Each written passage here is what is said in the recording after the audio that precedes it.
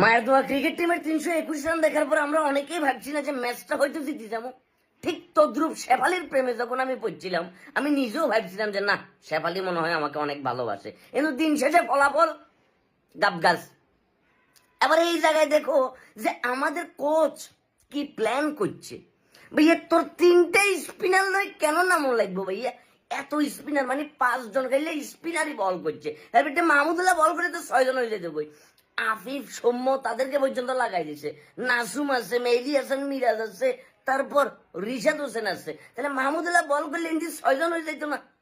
মানে কি কোন চিন্তা ভাবনা করি? ক্যাচ মিস, বদলি প্লেয়ার কন, ইমন নাই ছিল না, আমি আজকে করে ক্যাচ এটা হাতাই দিচ্ছে।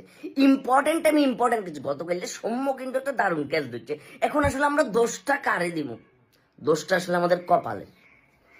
এই পিছে মনে করে যে 300+ রান চেস করি, জিতার রেকর্ড খুব একটা নাই, কিন্তু আইজাই কি রেকর্ড করা লাগবে 321 রান চেস করি জিতে গেছে, যেটা ওয়েস্ট ইন্ডিজের টিমের ইতিহাসে থার্ড, যে এই তৃতীয়বারের মতো তারা অধিক পরিমাণে রান চেস করি ম্যাচটা জিতে গেছে। নতুন প্লেয়ার বাইচ্ছে, আন্ডা বাইচ্ছে, নামছে, নামিয়েতে মারা দিয়েছে সেঞ্চুরি। এখন আমরা কারে দোষ দিব? কারণ মেহেদি হাসান, মিরাজ তো নিজেই বলছি, আমি নিজেও কল্পনা করিনি, তাহলে হেতে যেহেতু কল্পনা করা নাই, তাহলে এখন আমরা দোষটা কারে দিব আসলে এটা বলো।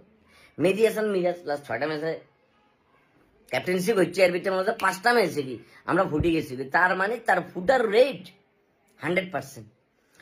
লিটন কুমার দাস এখন আর মানুষের পর্যায়ে নাই। লিটন কুমার দাস মনে কর যে তোমার এই কি কয় মার্বেল কমিকের সুপার হিরোদের পর্যায়ে চলে গেছে।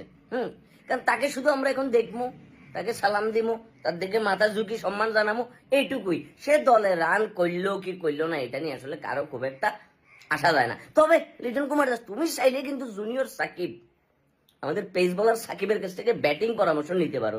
কারণ এরকম একটা পিচ, ব্যাটিং কন্ডিশনের এরকম একটা পিচের ভিতরে যদি রান বাইর করতে না পারো ভাইয়া, রানটা আসলে কোথায় বাইর করবে? তোমাদের নানুর বাড়ির পাশের যে ধান খেত আছে, ধান খেতের ভিতরে সেই কি রান বাইর করবে ভাইয়া? আফিফ, ধ্রুব তারা, সে এখন আকাশের ধ্রুব তারা হয়ে গেছে, তাকে এখন খুব একটা ধরা যায় না। আরে ভাইয়া ভাত শামিম কিংবা 360 ডিগ্রি সোহান রে নামাই দিল তো এর চেয়ে ভালো রান হইতো। দেখ বুড়া মাহমুদুল্লাহ ভাইয়া টানিয়ে যাইতেছে। এখন আমরা আসলে কি বলবো যে এই ম্যাচটা হোয়াইট ওয়াশ হয়ে গেলাম, এই সিরিজটা আমরা পুরোপুরি হোয়াইট ওয়াশ হয়ে গেলাম। আর T20-তে ওয়েস্ট ইন্ডিজের লগে ভাবা যায় বিষয়টা, মানে T20-তে আমাদের প্লেয়ারদের যে লেভেলের মান 26, 27, 28 হচ্ছে আমাদের গড়, এভারেজ গড়।